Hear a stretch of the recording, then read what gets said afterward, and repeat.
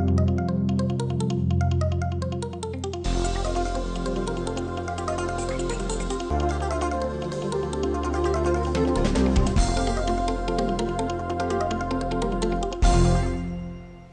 amigos, mi nombre es Carmen McEvoy y quiero invitarlos a la presentación de dos libros en la Feria Internacional del Libro.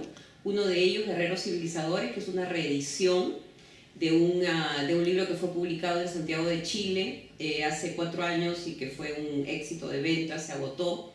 Y el segundo libro es Chile en el Perú, la ocupación a través de sus documentos. A Guerreros se presenta este sábado 23 a las 8 de la noche en el auditorio Abraham Valdelomar de la Feria Internacional del Libro. El segundo, Chile en el Perú, se presenta el 28 de julio a las 8 de la noche en la Sala Blanca Varela de la misma feria. ¿Qué puedo decir de estos dos libros? Digamos que ambos conversan uno con otro y podríamos decir incluso que Chile en el Perú es una continuación o una extensión del último capítulo de Guerreros. Respecto a Guerreros puedo decir de que este libro fue trabajado desde el punto de vista de Chile, con fuentes chilenas, tratando de señalar o digamos resaltar o remarcar un aspecto de la Guerra del Pacífico que había sido poco trabajada, que es el tema de la relación de la guerra con su propia sociedad.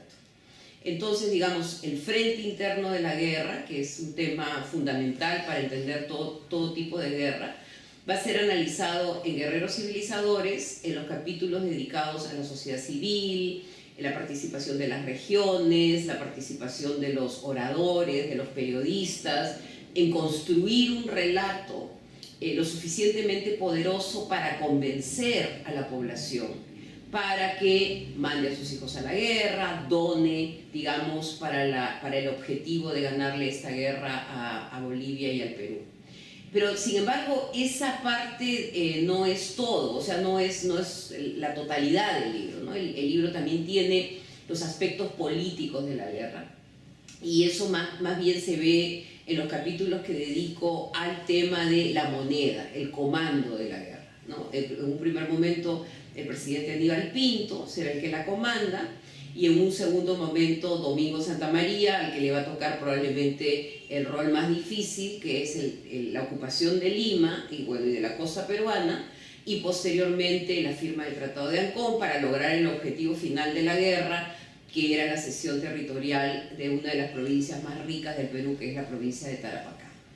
Entonces, digamos que en Guerreros Civilizadores lo que trato de combinar son los diferentes niveles que se dan en cualquier tipo de conflagración violenta, ¿no?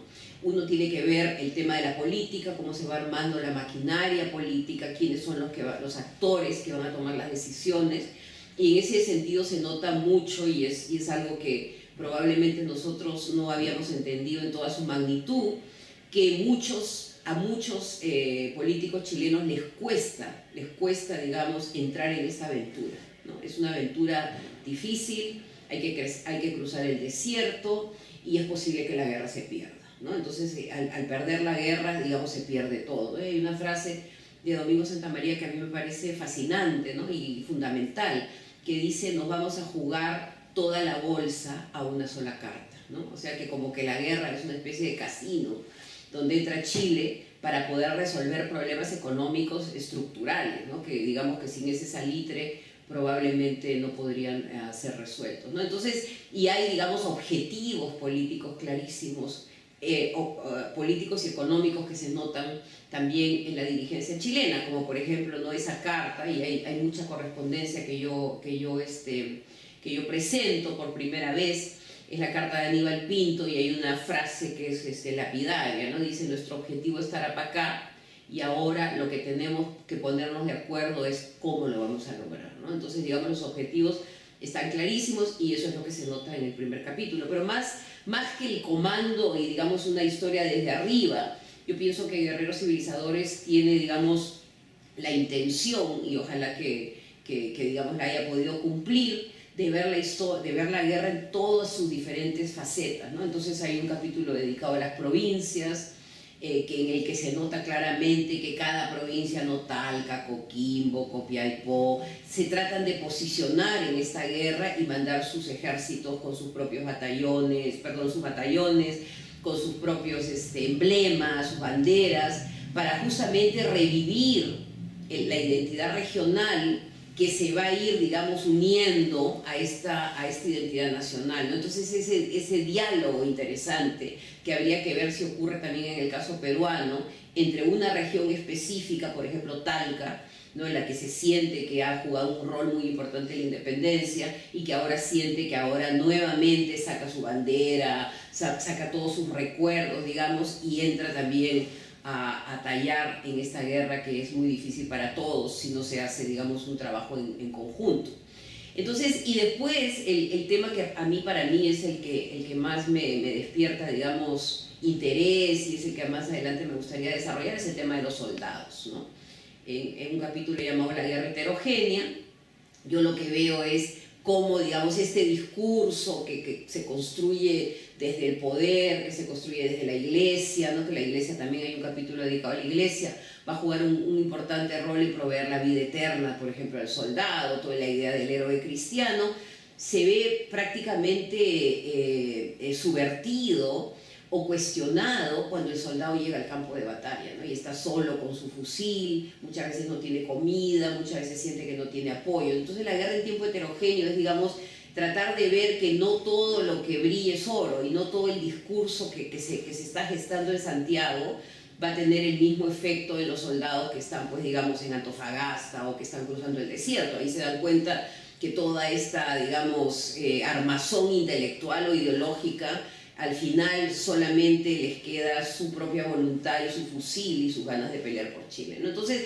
digamos, ese sería grandes rasgos, y en este libro yo termino con un capítulo sobre la ocupación, que es el que voy a reabrir con este nuevo libro que se llama Chile en el Perú, la ocupación a través de sus documentos, que ha sido publicado por el Fondo Editorial del Congreso de la República, en el cual lo que yo trato ya de mirar con detalle son los años de la ocupación en el Perú, ¿no? Y la ocupación, como lo digo yo, hay una primera parte de mi estudio preliminar en que hago toda una discusión historiográfica sobre la ocupación, y la ocupación siempre, el estudio de la ocupación ha estado teñido de una especie de tristeza, de repudio, incluso de revanchismo, ¿no? Hay una mirada muy cargada porque, digamos, es real el sufrimiento por el que atraviesa el Perú durante esos casi 3 años, ¿no? La bandera, como es digamos, la carátula del libro, la bandera, la tricolor, digamos, flameando en el Palacio de Gobierno, ha creado, pues, una huella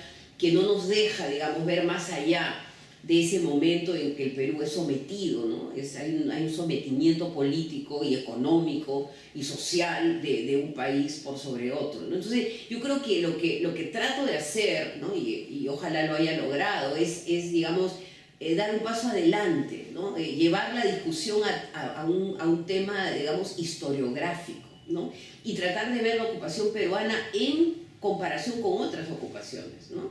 México fue ocupado por los Estados Unidos, Francia fue ocupado por el ejército prusiano, después hay toda una ocupación terrible de Europa Occidental en el siglo XX, Irak con su ocupación fallida, Estados Unidos con su ocupación fallida en Irak, nos están dando cuenta de que la ocupación todavía es un modelo político, ¿no?, que todavía, digamos, hay países que con diferentes tipos de justificación, en el caso de Estados Unidos, ellos quieren llevar la democracia, cosa que hemos visto que no ha funcionado, no, digamos, este es un modelo. Entonces, lo que hago en el estudio preliminar, que está acompañado de 500.000 de documentos que yo recopilé en los archivos chilenos, lo que trato es de entender el cómo, o sea, cómo montas un aparato político para poder quedarte en un país por 3 años, o casi 3 años, ¿no? ¿Qué cosa es lo que necesitas hacer? ¿Cuáles son, digamos, los requerimientos, las obligaciones que tú tienes para poder establecerte y que no te voten o que no te saquen las potencias internacionales o que pierdas el respeto del mundo, ¿no? Entonces, Chile tiene, y es lo que yo subrayo en el estudio preliminar, tiene unos saberes burocráticos Y estos saberes burocráticos son pues saberes que vienen desde el siglo XIX. Probablemente el Estado portaliano, con todas sus deficiencias, ha creado una burocracia, ¿no? Y esta burocracia, digamos, es la vanguardia de este Estado que está en la moneda, pero que va a extender su poder en una especie de Estado subsidiario que va a anidar en Lima, ¿no? Y desde Lima va a controlar prácticamente toda la costa del Perú, ¿no? Entonces, ¿por qué pienso yo, digamos, que y acá podríamos tener una interesante discusión con otro libro de la ocupación que ha salido, que se llama El Estado en la Sombra, que es el libro de José de la Puente, que estoy con muchas ganas de leer. Lo que básicamente yo planteo es de que Chile va a tener o va a exhibir las atribuciones de un Estado en forma, ¿no?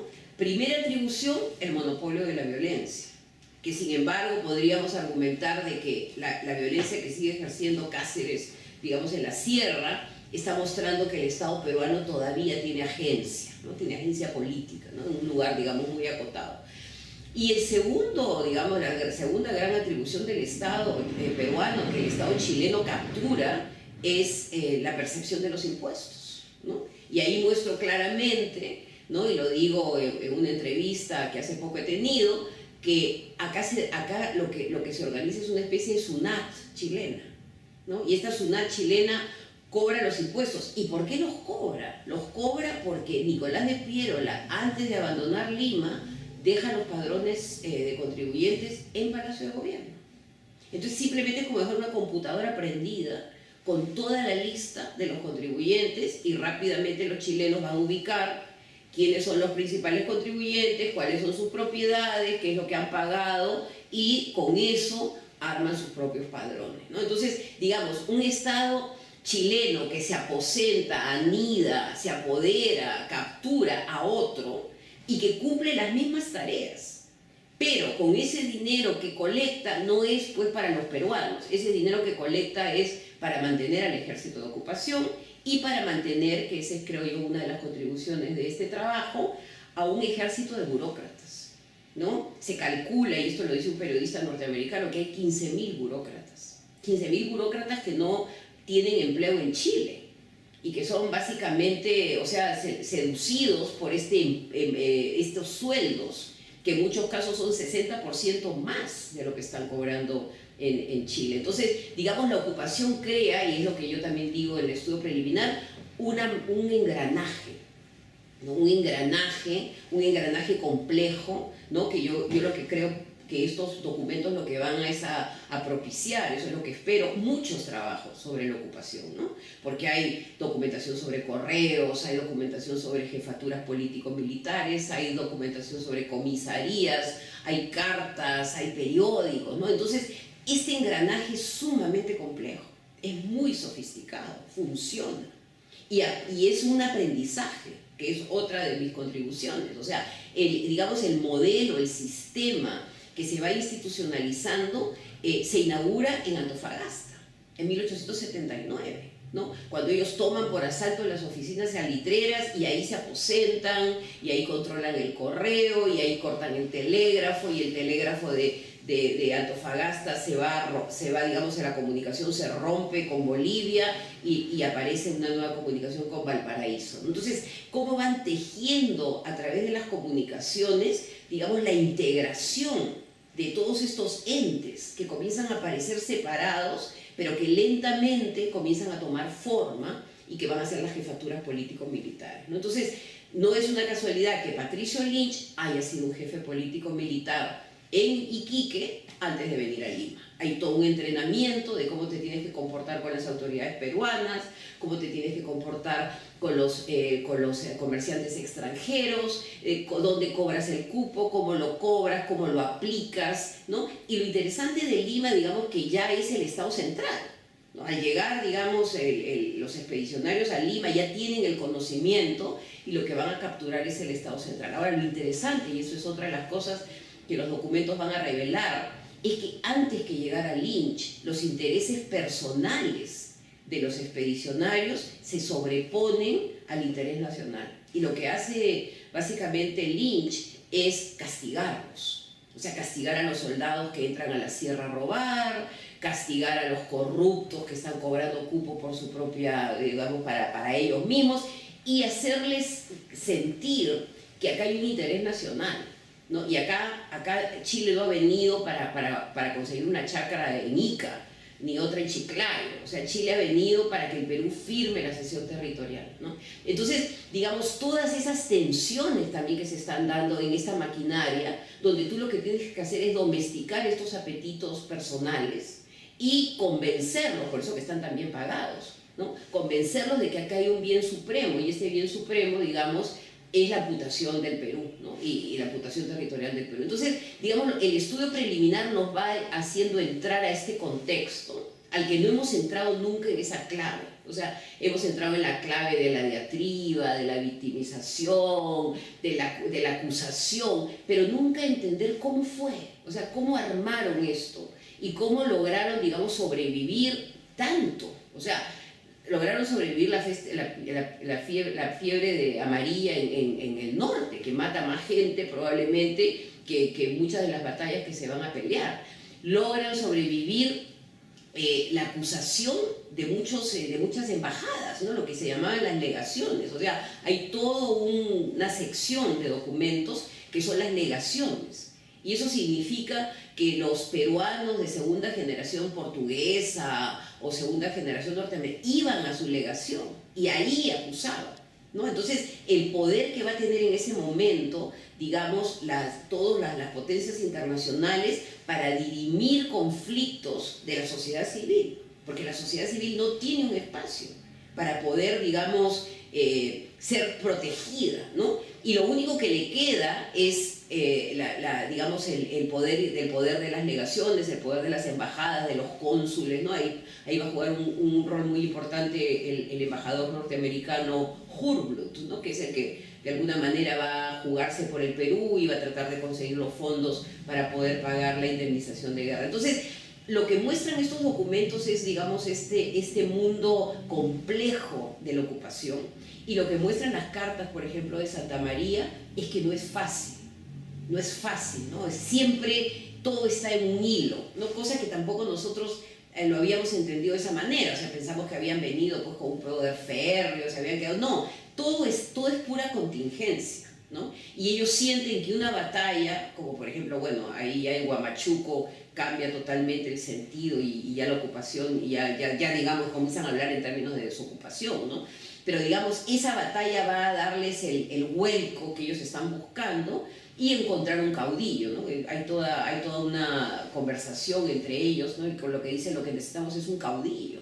O sea, necesitamos un caudillo que cumpla el rol de los caudillos, digamos, anteriores, y que firme. Y ya después que ellos vean qué hacen, ¿no? Entonces, todo el tema de buscar la legitimidad, que es otro nivel interesante del análisis, ¿no? Que esto es político, y como es político, lo que se está buscando es que esto sea legítimo, ¿no? Que la estadía en Lima sea legítima, y de eso ellos tratan pues de convencer a los periodistas, a los políticos, ¿no? De que están acá por una causa que es justa, porque ellos han perdido mucha gente, han muerto muchos chilenos, y lo que están buscando es una compensación, ¿no? Y la bendita indemnización, que termina siendo un territorio que nunca estuvo en disputa, ¿no? Entonces, básicamente, esta es la síntesis muy apretada, ¿no? de una propuesta mía, ¿no? Que trata de ver la ocupación con otros ojos, y que yo creo que con estos documentos que yo estoy presentando, ¿no? Y que tengo más, y que probablemente me gustaría en el futuro un segundo tomo de documentos,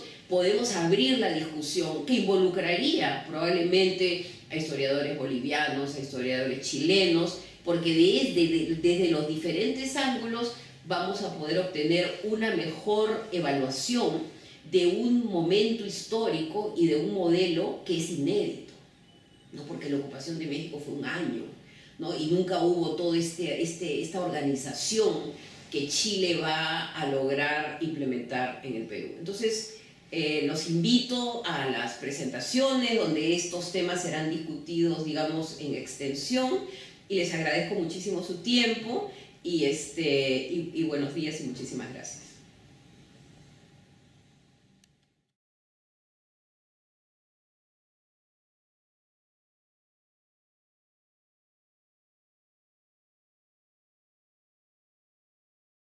de la Guerra del Pacífico que había sido poco trabajada, que es el tema de la relación de la guerra con su propia sociedad.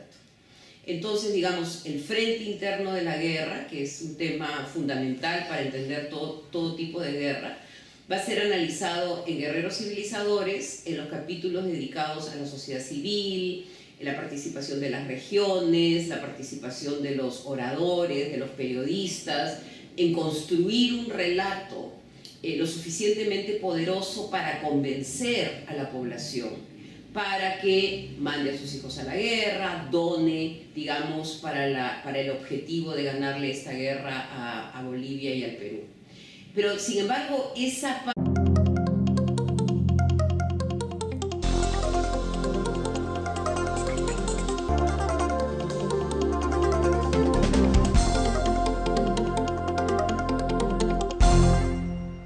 Hola amigos, mi nombre es Carmen Maqueboy y quiero invitarlos a la presentación de dos libros en la Feria Internacional del Libro. Uno de ellos, Guerreros Civilizadores, que es una reedición de un libro que fue publicado en Santiago de Chile hace 4 años y que fue un éxito de venta, se agotó. Y el segundo libro es Chile en el Perú, la ocupación a través de sus documentos. A Guerreros se presenta este sábado 23 a las 8 de la noche en el auditorio Abraham Valdelomar de la Feria Internacional del Libro. El segundo, Chile en el Perú, se presenta el 28 de julio a las 8 de la noche en la Sala Blanca Varela de la misma feria. ¿Qué puedo decir de estos dos libros? Digamos que ambos conversan uno con otro y podríamos decir incluso que Chile en el Perú es una continuación o una extensión del último capítulo de Guerreros. Respecto a Guerreros puedo decir de que este libro fue trabajado desde el punto de vista de Chile, con fuentes chilenas, tratando de señalar o digamos resaltar o remarcar un aspecto civilizador. Lo que trato de combinar son los diferentes niveles que se dan en cualquier tipo de conflagración violenta, ¿no?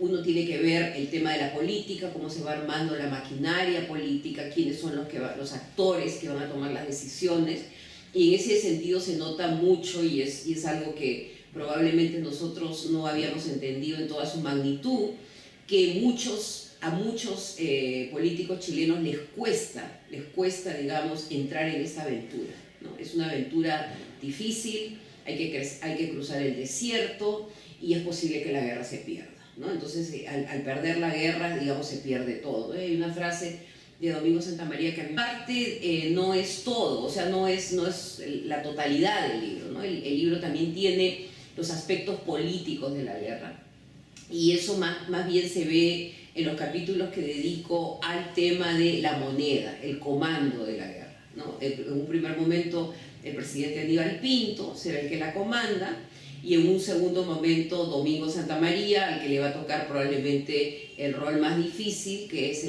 la ocupación de Lima y de la costa peruana, y posteriormente la firma del Tratado de Ancón para lograr el objetivo final de la guerra, que era la cesión territorial de una de las provincias más ricas del Perú, que es la provincia de Tarapacá. Entonces, digamos que en Guerrero Civil